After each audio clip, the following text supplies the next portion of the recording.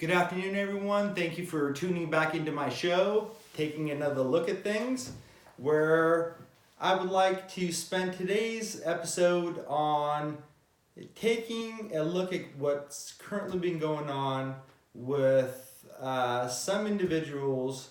The individual I'm specifically thinking about today is Gavin McInnes talking smack on Iranian Americans. Now, I'm a fan of the Joe Rogan experience, watching his podcast. And one of the last times I was watching his podcast, I remember he had Gavin McInnes on his show.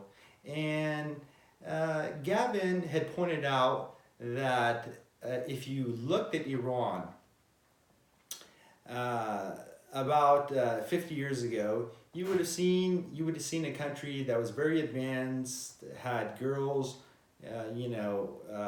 wearing mini dresses, and there being clubs, discos, and a lot of the freedoms that you see here in the West today.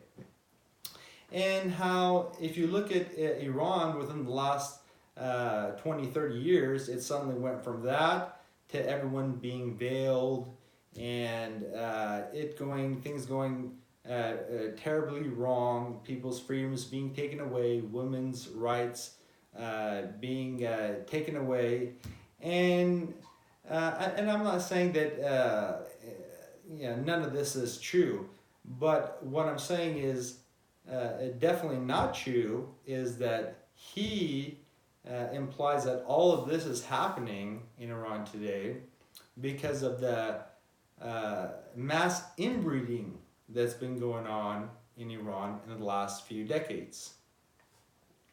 Now, for anybody that has any kind of information on what inbreeding causes,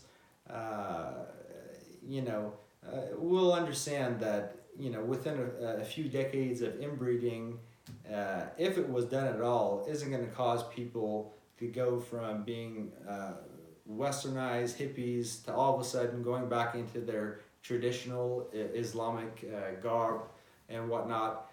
These chain of events are going to come down mostly due to political and a lot of times economic reasons, which is exactly what happened in Iran. Another thing that Gavin continuously I see points out on various shows to very adamantly proclaim that the women in Islam are being treated very unfairly, which I'm not arguing that that's not the case, but once again, let's check out the reason for the women not being treated fairly, being oppressed, constantly oppressed. He says that the women have to wear that black polyester,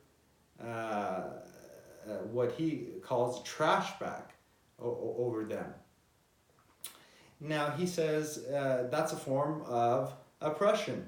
Why does it have to be black polyester where it's really hot? Now, first of all, we want to keep in mind that there's a lot of places in the Middle East that are not hot. But the places that are hot, we want to keep in mind that, interestingly enough, if you cover yourself with a sheet, it actually will keep you cooler from the sun's heat than if you were not to wear something at all. But another thing I would like to say about that is he always says, well, it has to be black polyester. Now, if you look up, just to do a simple Google check on when black polyester was invented, it was in 1941. Now, I'm pretty sure that Islam was around thousands of years before 1941, and it did just fine.